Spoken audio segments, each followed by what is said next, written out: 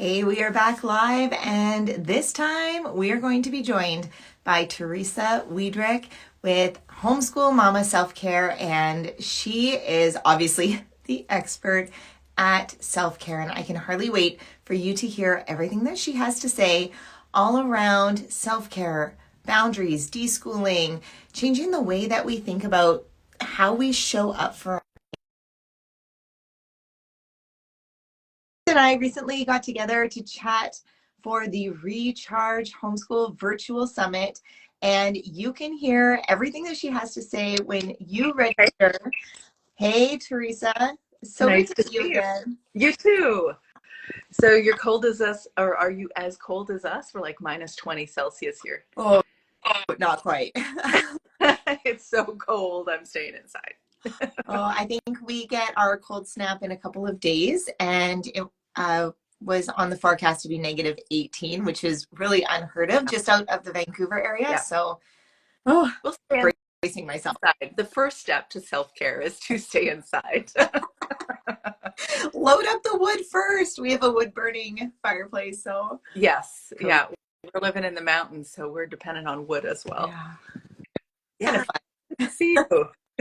Yeah, it's so nice to see you too. I was thinking about our chat that we had for Recharge and just reflecting on how valuable that was, and especially when you talked about boundaries. So I would love, I think, for everybody that's tuning in here and is curious about what they're going to get out of this summit, maybe you could talk about that because you were sharing the story about how your daughter called you right before you were going to be getting on a work call, and you had to make a decision. Okay, well, do I prioritize my daughter? Do I hold my boundary for my work? Like, what do I do in this moment? And so many of us struggle with that moment. Can you walk us through what maybe you would have done before and what you chose to do this time, and like how Yeah, that all evolved? yeah. Well, that's an interesting example because she is, first of all, 21, almost 21.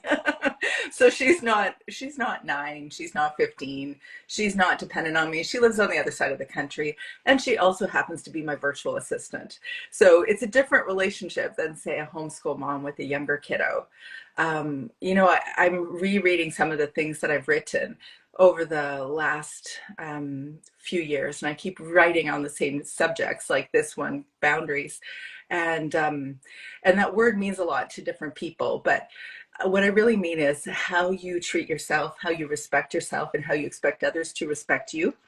And when I'm doing a discussion on that, or when I'm exploring the discussion on that, there's many different stories that could come up. It's your relationship with yourself, it's your relationship with other people around you, and certainly I would even say it's your relationship, your mindset around homeschooling in the first place. But to get to your specific question, um, I've learned as a homeschool mom, it doesn't matter how old your kids are, they want you, they need you, and that's just as it should be. And as a, something I repeatedly say to people is that you can't ever hit the sweet spot in always giving them everything they want all the time, no matter what their age is, because we're not God, we're mothers. Even though there's no crossover, but it sure feels like it on some days, that we're there to address every single thing they need. And we are, and also we can't, because we're humans too, and we're not capable to doing everything. So sometimes we need to draw lines and say, this is when I am available and this is when I'm not. And because we're homeschoolers, we have a tendency to be with them all the time, always know what they need, and they always know where to find us. So even when they're little, we need to be able to assert that here's when I'm available, here's when I'm not. And my relationship is different with her. I'm always available to her. I am, as she says, her life coach and her mom. And she also just told me, since she's my virtual assistant, that she loves my Building Boundaries course. So that was woo-hoo, win. You know, you just mentioned something that really stood out to me, and that was that when we need to respect ourselves first. Mhm. And as we learn how to show ourselves that kind of respect for what we need, and like actually listening to ourselves, like not just feeding our children healthy, but actually like eating healthy too, not just telling them to sleep well, but like we sleep well too. Yeah. And holding that respect for ourselves, that's what bubbles out, and how they actually learn how to respect themselves. And it's so important as a way of teaching them by the way that we treat ourselves and holding a boundary for something that's important. So in this situation, you actually told your daughter, I'm sorry, I can't talk to you right now. We're going to have to talk a little bit later because I have this thing going on. And how did she react in that moment? Oh, she knows. She just doesn't realize that I'm about to do something. So she's actually quite aware of my calendar now, but she also has her own and it's separate, and so she just knows that within a half hour I'm not available. And there's nothing really about that. I mean, we're chatting all the time, her and I, and a couple of the other kids all the time. But yeah, no, she holds it fine, just like I do. She asserts her boundaries with me as well and says, you know what, I'm going to bed. I'm not available now. There's a time zone difference here. So then we just, roll with it. You know, I really love this because it gives so many who are in like the elementary school trenches an Uh-huh. idea of what you can look forward to Yeah. as your child grows up into their teenage years, into their young adult years, that we can see at the end of the tunnel here that there is a strong relationship when we Yeah. develop these healthy boundaries, because Yeah. your daughter still is eager to talk to you, still wants to phone you up, still wants to have like a Text. virtual cup of tea and like unpack things with you and like hear your insight, hear your encouragement, your wisdom. She wants to glean from you. And Yeah. that's what we all really want, like in the end.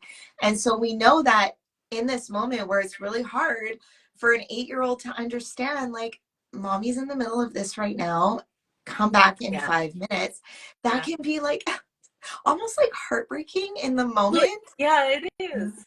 It is, except like I said in the beginning, like my compelling still to this day is I always want to give everyone everything, and it's not always possible. Right. It's if you're accepting that you are a human and not a mom godlike figure, which is really the staple. I would say it was the foundation for this entire self-care thing, is to recognize that you're a mom, but you can't do everything. I think that the connection here with homeschool teaching is so strong because we have this temptation to be in control of the Yeah. learning process. And it's not even our learning process, it's their learning process. And it's their own self discovery for how they think and learn. And here we are supporting and guiding them through it.